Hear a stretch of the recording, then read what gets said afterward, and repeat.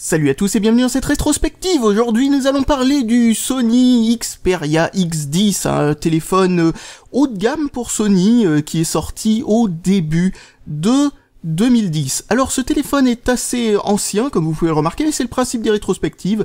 On va commencer d'abord par recentrer ce téléphone, on va parler de sa solidité etc, mais on va le recentrer surtout par rapport aux téléphones que l'on pouvait trouver plus ou moins dans la même époque, des téléphones bas de gamme, haut de gamme, qui se trouve que j'ai pu tester, que donc je connais plutôt bien, et donc je pourrais comme ça vous dire si ce téléphone à son époque était une bonne affaire, et ensuite à la fin de la vidéo on va tout simplement savoir si est-ce que ce téléphone est encore utilisable de nos jours, et dans quelles circonstances, et pour quelles raisons est-il encore utilisable ou pas, et donc voilà, on va commencer par parler de la solidité du téléphone. Donc vous voyez que ce téléphone est un téléphone 4 pouces environ. C'était un grand téléphone pour l'époque, hein. C'était considéré comme grand cette taille-là. On n'avait pas encore inventé les téléphones, vous savez, genre 5 pouces et compagnie, ça c'est venu bien après. C'était assez épais d'ailleurs un téléphone à l'époque, hein, si vous le voyez, presque 1 centimètre. Nous avons cette espèce de petite chose ici pour camoufler le port micro USB, mais ça n'a pas grand intérêt parce que le téléphone n'est bien entendu pas étanche. C'est juste pour éviter quelques poussières. Sony avait l'habitude de faire ça sur leur haut de gamme pré-Android avant, hein, ils le faisaient déjà, donc ils se sont dit autant continuer. Nous avons une prise jack bien entendu tout à fait standard, la possibilité de mettre une carte micro SD, mais ça c'était classique sur les Android à l'époque, il n'y avait aucun Android qui n'avait pas ça parce que c'était quasi indispensable pour le bon fonctionnement du système. Pour ce qui est des matériaux, c'est du plastique, c'est uniquement du plastique, et vous voyez que le téléphone est dans un état assez pitoyable, mais c'est normal, tous ces téléphones-là ont l'habitude d'avoir connu une vie assez incroyable. Parce que bon, on va dire qu'en 5 ans, c'est un petit peu normal que, surtout passer de main en main, si c'est un téléphone qui n'a pas été rangé dans un placard, qu'il commence à bien vieillir. Alors vous voyez un truc, c'est que comme les Samsung, pratiquement tous les Samsung jusqu'à presque maintenant, quoi, en fait, jusqu'au tout dernier, il me semble qu'ils ont enfin arrêté d'utiliser cette peinture. Ils ont cette espèce de peinture métallisée à la con qui se décolle toute seule au bout d'un certain temps. Elle se décolle certes toute seule, mais attention, elle se décolle seulement quand elle a envie. Si vous voyez que ça commence à s'écailler et que vous vous dites « Oh, le téléphone sera plus beau en enlevant toute la peinture », vous n'y arriverez jamais. C'est impossible de l'enlever sans abîmer le téléphone si elle n'a pas envie de s'en aller. Vous voyez que j'ai essayé pendant sur toute cette partie et ça ne se voit pas forcément très bien, mais en raclant la peinture, au lieu d'aller jusqu'au noir, jusqu'au plastique noir, j'ai raclé le plastique noir et c'est devenu un peu gris. Donc si vous essayez de l'enlever vous-même, vous n'y arriverez pas, ça fera encore plus moche que de laisser comme ça. Donc je déteste ce type de peinture, c'est horrible. Et Sony s'est cru très intelligent en faisant un truc que les autres constructeurs n'ont pas l'habitude de faire, et ils ont utilisé le même type de peinture pour le revêtement blanc qu'il y a par là.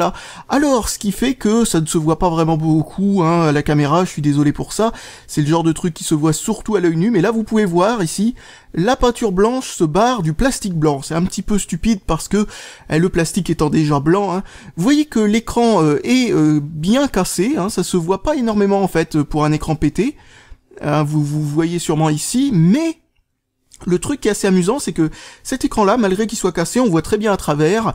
On voit aussi, enfin je veux dire, ça n'a pas du tout affecté la vision et tout ça, ni le tactile. Donc bon, on peut dire qu'au niveau des pièces qui ont été choisies pour faire ce téléphone, la qualité d'assemblage et tout ça, c'était vraiment du bon boulot, et ce malgré que l'écran soit un peu pété ici, etc. Franchement, le téléphone a bien survécu à ses outrages. Je pense que l'état dans lequel est le téléphone et le fait qu'il marche encore toujours comme s'il était neuf, au niveau du reste du fonctionnement, hein, pas au niveau de la façon dont tient le capot arrière par exemple, enfin on va dire que le fait qu'il marche encore après tout ça est quand même un testament à sa solidité. On peut dire que chez Sony, ils ne se sont pas amusés à faire dans la dentelle quand ils sont amusés à faire quelque chose de plutôt résistant. On va dire qu'à l'époque les téléphones étaient quand même plus résistants qu'aujourd'hui tout de même, mais c'était pas non plus ça pour tous les modèles, hein. Donc même si on peut pas vraiment lui reprocher, on peut quand même dire que la partie arrière, c'est-à-dire le capot arrière en plastique, est quand même beaucoup moins solide que tout le reste du téléphone, ce qui fait que c'est quand même un peu bête parce qu'au bout d'un moment, enfin s'il s'est fendu ou je ne sais pas quoi, et il va se fendre beaucoup plus facilement que tout le reste, eh bien il va finir par un petit peu moins bien tenir, et on peut aussi reprocher le choix de la peinture qui est vraiment un choix débilissime. J'espère que ce type de peinture ne va plus jamais être utilisé pour ce genre d'objets qui sont souvent frauduleux côtés, dans les poches, etc. Parce que si vous vous demandez si ce genre de dégâts peuvent se faire, enfin comment ils se font quoi, eh bien c'est simple, ça se fait tout seul, c'est juste incroyable, impossible de savoir exactement d'où ça vient. Vous le mettez dans vos poches, vous l'enlevez de vos poches, au bout de 2 ans ça finira par se barrer, ou ça finira par s'opacifier, c'est-à-dire qu'au final au lieu d'être gris ça deviendra de plus en plus bizarre, plus en plus blanc, plus en plus rayé. C'est vraiment de la peinture de chiottes, parce que s'ils avaient laissé juste du noir comme ça tout autour, au lieu d'avoir du gris à cet endroit-là, avoir du noir, etc. Le design du téléphone est franchement très beau en noir. Je vois pas pourquoi, enfin avec ces barres noires au lieu d'avoir des barres métallisées. Donc je comprends pas pourquoi ils ont fait ça. Je trouve ça un petit peu, enfin voilà, c'est bête parce que c'est vraiment une peinture vraiment pourrie quoi. Pour ce qui est de la configuration interne du téléphone, il s'agit d'un Snapdragon S1, la première génération de Snapdragon S1, mais attendez, il y en a plusieurs types de Snapdragon S1. Celui-là, c'est celui qui utilise un monocœur 1 GHz Cortex, non, c'est un truc qui s'appelle le Qualcomm Scorpion, mais en gros, c'est plus ou moins un Cortex A8, A9, c'est un peu entre les deux. Et ce type de CPU, donc, c'est un ARM V7, alors que sur le bas de gamme, par exemple, on pouvait trouver très souvent des ARM V6 qui sont beaucoup moins véloces, c'est beaucoup moins intéressant.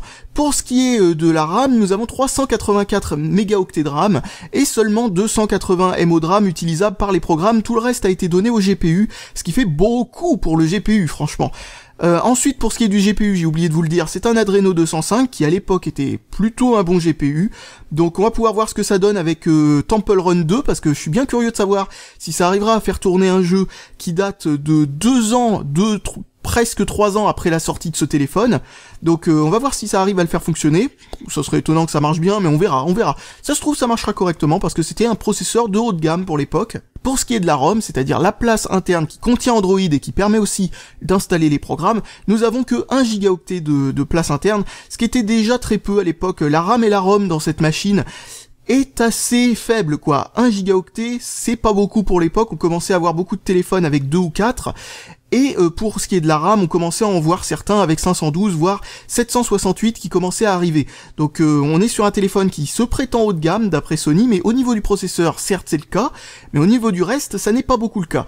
D'ailleurs, un autre truc à dire, et c'est vraiment ridicule de la part de Sony, ils ont sorti ce téléphone en 2011, en 2010 plutôt, avec Android 1.6, ce qui est complètement débile parce qu'Android 2.1 était déjà sorti, et ensuite quand ils ont mis en Android 2.1, Android 2.2 était déjà sorti, et bien après la fin de la commercialisation de ce téléphone, ou alors les derniers stocks, etc., ce genre de trucs, ils l'ont enfin mis à jour sur Android 2.3, mais attention, pas pour tout le monde, c'était vraiment très rare ceux qui l'avaient sur Android 2.3, par exemple ceux qui l'ont acheté avec Orange sont restés coincés sur Android 2.1, enfin bon, il y a plein comme ça de trucs qui sont produits avec ce téléphone, c'est là où on voit que Sony faisait n'importe quoi avec ce truc, et sous Android 2.3 il tourne comme une patate, mais rassurez-vous, il tournait déjà comme une patate sur Android 1.6. Alors pour la comparaison, voici 2 autres téléphones. Celui-là c'est le HTC Desire HD, sorti à peine après, 3 mois après ce téléphone-là, et qui a une configuration qui est juste... c'est pas du tout la même chose. Mais peu importe la configuration, même s'il avait la même configuration, il fonctionne beaucoup mieux, il est beaucoup plus fluide, etc. Et il est encore aujourd'hui totalement utilisable grâce à sa mémoire vive, qui est franchement bien grosse pour l'époque, 768 mégaoctets. Et voici à côté le... le très connu Galaxy Ace, et non pas Galaxy S, le Galaxy Ace, ACE, donc un téléphone extrêmement bas de gamme de chez Samsung, qui a le défaut d'être un téléphone qui s'est vendu trop longtemps, mais à sa sortie, c'est-à-dire à peine 1 an plus tard après ce téléphone-là, était un téléphone plutôt pas mal. Et malgré qu'il soit inférieur à ce téléphone-là, sur tous les points de la configuration, tout, c'est-à-dire que ce soit la RAM, que ce soit la ROM, que ce soit... Tout est inférieur dans ce téléphone, et malgré tout, il est beaucoup plus fluide. Je vous laisse juger de la fluidité de ce téléphone, donc hop, vous voyez que ça marche tout à fait convenablement. Bon, regardons aussi ce que ça donne ici, pour quelque chose qui n'a pas été chargé en arrière-plan. Maintenant, ouvrons les paramètres, non, c'est vrai que c'est pas là-dedans, à l'époque, à l'époque c'était menu paramètres, voilà. et vous voyez que voilà, dans les paramètres c'est relativement fluide, il n'y a pas de problème. Donc ça c'était un Galaxy Ace, un téléphone très bas de gamme sorti à peine un an après, et donc logiquement devrait être inférieur étant donné que sa configuration est inférieure, étant donné aussi que un bas de gamme, bon bien entendu est censé être inférieur, mais regardez-moi la fluidité d'un téléphone Sony de l'époque, c'est juste calamiteux, regardez-moi ça, avec une configuration bien meilleure, regardez à quel point ça peine, c'est impressionnant. Maintenant, regardons dans les paramètres pour voir ce que ça donne. Regardez-moi ça. Oh, c'est dégoûtant, c'est vraiment... Bon, il y a pire, hein, bien entendu, hein, mais je veux dire... ouais, non, c'est peut-être pas le bon endroit. Il n'y a pas assez de longueur à défiler. Là aussi, il y a presque rien. Bon, tant pis. Ouais, là, on a peut-être un peu plus de longueur. Non, mais comme vous le voyez, c'est pas du tout fluide, etc. Les transitions sont assez longues. Et vous allez voir aussi un autre truc... c'est quand le bureau quoi s'est déchargé, donc on va essayer de le décharger, on va essayer de charger une grosse page web et hop, on va ensuite revenir par là, donc oh bah pourquoi pas, tiens je suis déjà sur une page web, donc on va ouvrir ça. Alors vous avez vu que c'est venu très rapidement parce que bien entendu le programme était déjà en arrière-plan en fait, donc revenons maintenant sur le bureau. Non, ça n'a pas suffi, bon on va essayer maintenant avec le Google Play Store. Le Google Play Store, essayons de faire un truc avec. Bon déjà ça a mis une plombe à venir, et c'est pas fini. Oh là là, allez voilà c'est bon.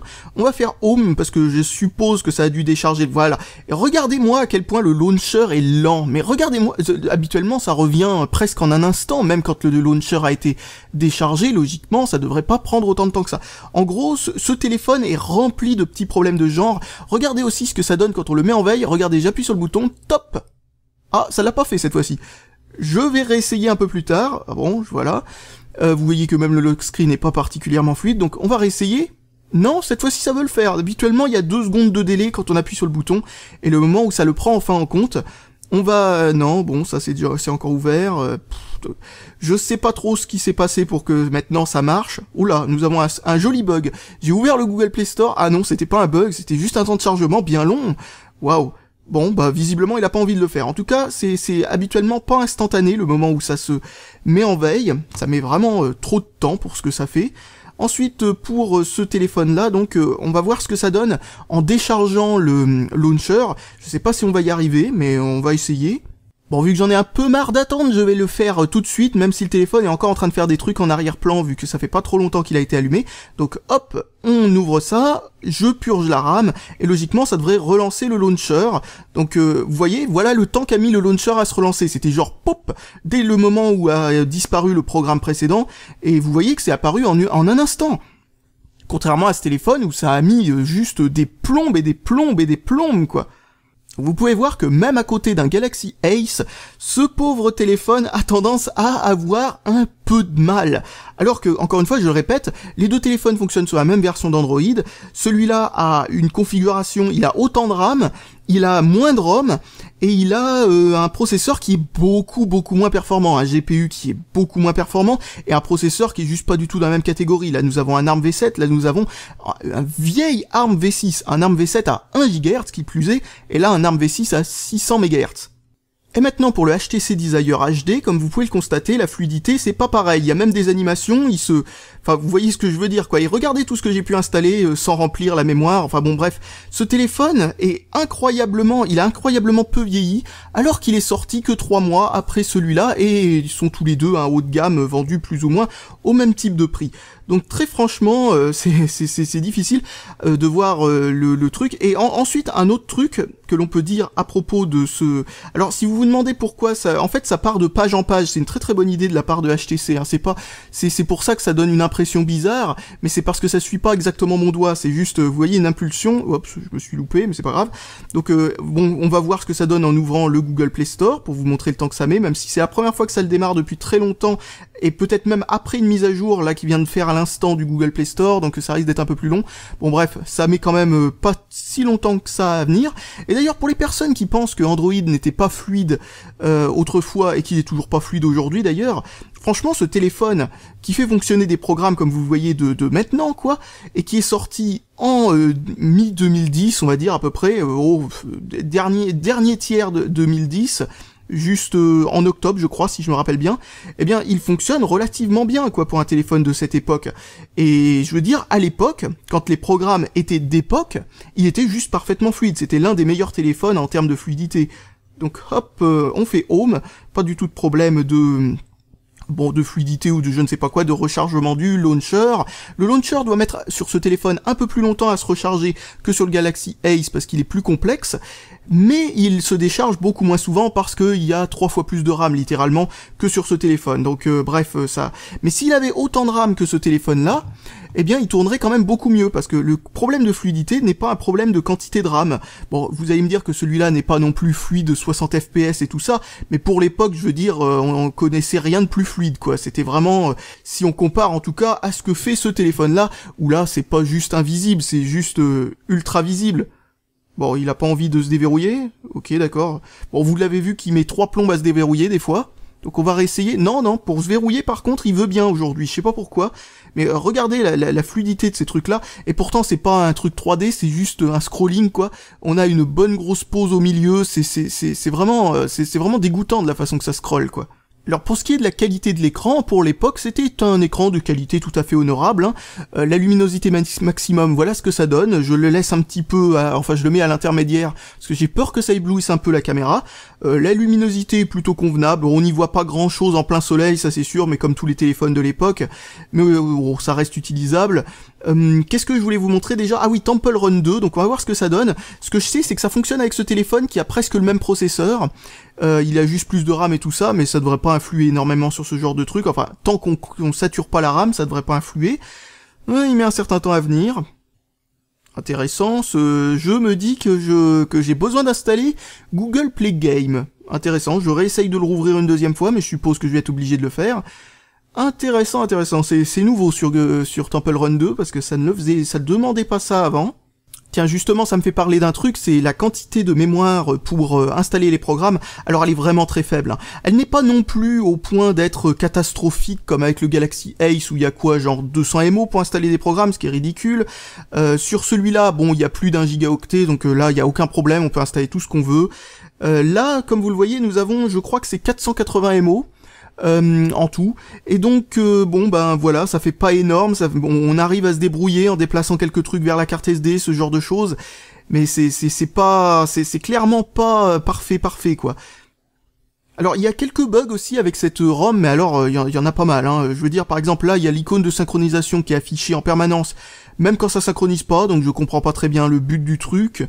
Il y a beaucoup de problèmes de fluidité et autres intermittence, des trucs complètement imprévu, quoi. D'un coup, pouf, ça se met à ramer comme pas possible, ça met un moment, et puis hop, ensuite ça se débloque tout seul. Enfin bon, c'est vraiment pas ce qui se fait de mieux. Et en matière d'ergonomie, vous voyez qu'il y a le truc ici pour mettre en silence, pourquoi pas. Bon, j'essaye de revenir en arrière, voilà. Ici, vous n'avez rien du tout pour pouvoir changer la luminosité, ce genre de truc comme il y avait sur les Samsung à l'époque. Ce qui était une très bonne idée, parce que autrefois les surcouches servaient vraiment à quelque chose, parce que Android, il lui manquait parfois des petits trucs d'ergonomie sympathiques, et surtout pour l'appareil photo, l'ergonomie est catastrophique. Je vais vous montrer ça pendant que je peux. Bon, voilà, allez, temps de chargement de l'appareil photo, vous avez déjà loupé ce que vous voulez prendre en photo. Donc, l'appareil photo n'est pas ce qui se fait de plus mauvais, au contraire. Pour l'époque, c'était plutôt pas mal.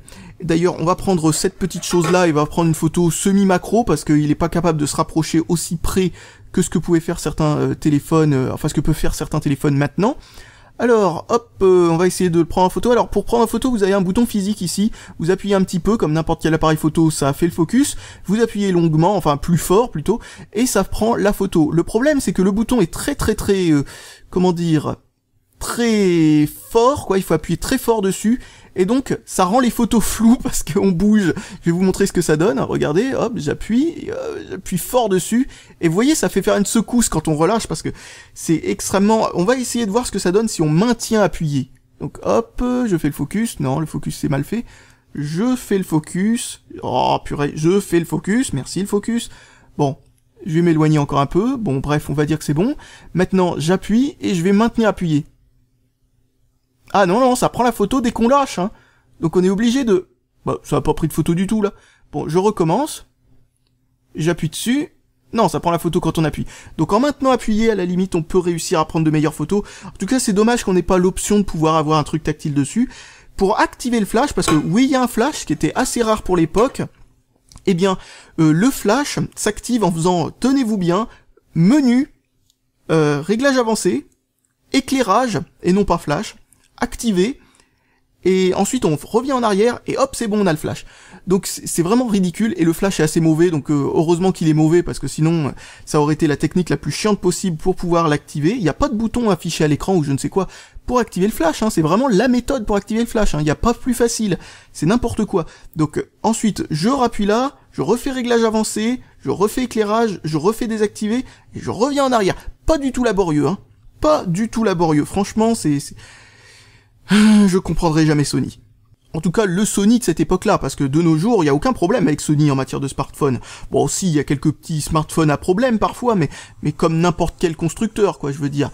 N'importe quel constructeur a ses petits problèmes. Donc comme vous le voyez, pour HTC, les paramètres rapides, c'était un onglet dans les notifications, et là vous avez le multitâche qui se mettait en haut du truc. La fluidité est incomparable, hein, à côté de ce téléphone, alors que c'est pratiquement le même téléphone, le même processeur. C'est le même processeur, sauf qu'au lieu d'être gravé en 65 nanomètres, il est gravé en 45 nanomètres. Ce qui, en dehors de la consommation électrique et la chauffe, ne fait aucune différence en termes de performance. Donc franchement, ce téléphone, c'est incroyable à quel point il a pas vieilli, et il est sorti 3 mois plus tard. Vous voyez un peu le problème qu'il y avait quand même. Et le HTC Desire classique, hein, le non HD, était lui aussi beaucoup plus fluide que ce téléphone-là, et il est sorti bien avant le HTC Desire HD, et malgré tout, il était mis à jour vers Android 2.2, bien avant, mais bien avant que ce téléphone ait Android 2.2, et même avant qu'Android que ce téléphone Android ait Android 2.1 même. C'est assez impressionnant d'ailleurs de voir ça. La plupart des gens qui ont eu la mise à jour 2.1, ils l'ont eu après que la mise à jour 2.2 soit sortie sur le Desire classique. Bon, la seule différence, c'est que le HTC Desire classique n'a jamais eu une mise à jour officielle Android 2.3, car oui, nous allons parler que des mises à jour officielles, nous allons pas du tout parler de ROM custom ou ce genre de truc, parce que ça n'est pas du tout le sujet de la vidéo, hein, bien entendu. C'est ce que pourrait avoir n'importe qui en utilisant le téléphone au quotidien, parce que pourrait avoir un geek, etc. Sachant que même en tant que geek, si on peut installer des ROM custom, etc. sur ce téléphone, on n'aura jamais une expérience utilisateur qui se rapprochera ne serait-ce qu'un petit peu de ce que l'on peut avoir sur ce téléphone-là, hein. Donc bref, ce téléphone a eu Android 2.3, contrairement au HTC Desire classique qui n'a jamais eu Android 2.3, mais malgré tout, sous Android 2.2, il était des milliers de fois plus utilisable que ce téléphone-là. Donc bref. Donc voilà, maintenant que j'ai installé Google Play Jeux, logiquement, il devrait démarrer. Sauf s'il n'a pas assez de RAM. Oula. Et c'est le cas, visiblement. Alors que j'ai vu des téléphones avec 256 MO de RAM qui arrivaient à le faire démarrer, hein. Celui-là a 280 MO de RAM disponibles pour les jeux et il n'y arrive pas. Ouh, je vais voir si je vais le redémarrer, on va voir si ça marche après le redémarrage, au moins ça aura purgé la RAM. Bon, redémarrage effectué, il n'y a plus qu'à voir si ça démarre. Ok, où est Temple Run? Bon, j'attends. Alors pour information, avec un tel processeur, normalement Temple Run 2 devrait fonctionner, hein. Bon, je vais cliquer sur le truc qui n'existe pas, ok, bon bah non, rien. Il est sûrement en train de charger ce qu'il y a sur la carte SD, mais il a pas fini, hein. Donc, bref. Le problème semble être tout simplement la quantité de mémoire vive qui a l'air d'être insuffisante pour ce téléphone parce que la ROM est optimisée avec les pieds. C'est tout aussi simple que ça. Bon bah tant pis, pourtant le jeu démarre parfaitement bien sur un téléphone avec plus de RAM qui aurait le même processeur. Comme vous le voyez sur ce téléphone, ça fonctionne tout à fait convenablement, hein, même s'il est en train de mettre à jour des programmes en arrière-plan d'ailleurs, eh bien ça reste jouable. Donc comme vous le voyez, oui, un téléphone de cette époque-là, c'est-à-dire de mi-2010, peut faire fonctionner ce jeu sans trop de problèmes, hein. Comme vous le voyez, c'est pas un exploit, hein, d'y arriver, hein. Donc maintenant, venons-en à la conclusion. Est-ce que ce téléphone était un bon téléphone pour l'époque ? Bref, bof. J'avais un ami qui avait ce téléphone, enfin j'ai même toujours un ami, hein, c'est pas comme s'il avait disparu, qui avait ce téléphone, c'est plutôt lui qui avait le téléphone, hein, je mets le verbe toujours au mauvais endroit, moi je sais pas comment je fais. Donc bref, qu'est-ce que je disais ? Vous avez l'habitude si vous regardez cette chaîne en tout cas. Donc qu'est-ce que je disais ? Oui voilà, ce téléphone, il l'avait tout simplement, et ce téléphone était plutôt convenable pour l'époque, mais très franchement, il ne s'en est jamais servi vraiment comme smartphone. Parce que très franchement, je peux vous dire que Ce téléphone était catastrophique à utiliser en tant que smartphone, il s'en servait jamais comme ça, et c'est après, plus tard, quand je lui ai passé un téléphone Lenovo, qui est sorti bien... pas tant que ça après, au final, bon bref, qui est sorti bien après, mais qui était un téléphone qui était beaucoup moins cher que celui-là, qu'il a commencé à prendre goût au fait d'utiliser un téléphone en tant que smartphone. D'ailleurs, il avait un téléphone, vous savez, à boule, là, qui s'appelait le Abo, c'était un téléphone tout moisi, enfin tout moisi, mais qui coûtait vraiment rien, genre 30 €, un truc comme ça, c'était vraiment que dalle, et qui fonctionnait relativement bien. Il avait certes pas d'écran tactile, vous vous rendez compte, il avait pas d'écran tactile, et malgré tout, il s'en servait comme téléphone type smartphone, de manière plus convenable que ce téléphone-là. Celui-là était tellement chiant à utiliser, qu'il préférait utiliser ce vieux machin à boule et tout ça, pendant une certaine période de temps, en fait, jusqu'à ce qu'il se déglingue, parce que comme tous ces téléphones chinois, au bout de 6 mois, il en reste plus rien, même si on le traite bien. C'est toujours comme ça avec les téléphones chinois, peu importe le prix qu'on met dessus, enfin quand je dis les téléphones chinois, je veux dire les téléphones no-name chinois, hein, parce qu'il y a des grandes marques bien entendu en Chine, mais tous les trucs genre Elephone et compagnie, y a aucune chance que le téléphone reste dans cet état-là, même aussi pitoyable soit-il, il y a aucune chance qu'un téléphone chinois no-name reste dans cet état-là au bout de 5 ans et soit encore relativement utilisable par rapport à son utilisabilité d'époque. Alors, pour ce qui est de la batterie, elle a tendance à bien tenir, parce qu'au bout de 3 ans, bon, elle commence bien entendu à ne plus fonctionner du tout comme il faut, mais au bout de 2 ans, on a toujours une batterie convenable, on n'a pas besoin de changer la batterie. Bon, c'est au bout de 5 ans, la batterie qui est dans ce téléphone-là, qui doit être sa batterie d'origine d'ailleurs, a à peu près un tiers de l'autonomie que cette batterie devait avoir quand elle était neuve. Et donc c'est pas beaucoup bien entendu, mais comme la durée de vie moyenne de ces batteries c'est 2 ans, eh bien c'est relativement convenable. On sent que c'est pas une batterie cheap qu'ils ont mis dedans, c'est un truc à peu près convenable. Donc bref, pour revenir à la conclusion, ce téléphone à l'époque était vraiment très chiant à utiliser, il a toujours été comme ça a toujours été un téléphone extrêmement lagant, qui a un appareil photo qui est convenable certes, mais qui n'est pas non plus, contrairement à ce que l'on pouvait trouver en tant que téléphone, enfin voilà, ce qu'on peut trouver maintenant, c'est pas du tout un bon appareil photo, mais par rapport à ce qu'on pouvait trouver à l'époque, c'était vraiment son point fort, quoi. L'appareil photo et l'écran, c'était le point fort de ce téléphone. En tant que téléphone multimédia, c'est-à-dire si on regarde des vidéos dessus sur YouTube, ce genre de truc, il est vaguement compétent, mais le haut-parleur est quand même vraiment crachotant, assez pourri par rapport à ce que l'on pouvait trouver même à l'époque, là par contre. Donc bon, à l'époque, c'était un téléphone convenable, mais c'était quand même un smartphone très moyen, on pouvait trouver des téléphones qui pouvaient vraiment être considérés comme vraiment smartphone. Celui-là, je ne l'ai jamais vraiment considéré comme un vrai smartphone. C'est plus un Sony Ericsson, comme il y avait à l'époque, vous savez, les trucs non smartphone, sur lequel ils ont mis un petit peu maladroitement Android, qu'autre chose, quoi. C'est vraiment, ça ressemble plus à ce genre de téléphone qu'à un vrai smartphone Android, même d'époque. Alors de nos jours, en tant que smartphone, vrai smartphone Android exigeant et compagnie, n'y pensez même pas, c'est une vraie torture, c'est impossible à utiliser. La synchronisation des emails avec Gmail, je veux dire, ça a littéralement fait planter le téléphone. Ça a aussi posé un problème, c'est-à-dire qu'il synchronisait les emails, il a mis tellement longtemps à les synchroniser que au final, il a bouffé sa batterie en 3 heures, écran éteint, pendant qu'il était en train de synchroniser les emails, ce qui veut dire que même avec une batterie qui fonctionnerait bien, ça aurait fait, mais alors, ça aurait bouffé une bonne partie de l'autonomie, juste à synchroniser les emails enfin en arrière-plan, quoi. C'est catastrophique, quoi. Il y a vraiment des problèmes. Donc maintenant, j'ai désactivé la synchronisation automatique à cause de ça, sinon il y a plus de batterie sur cette chose-là.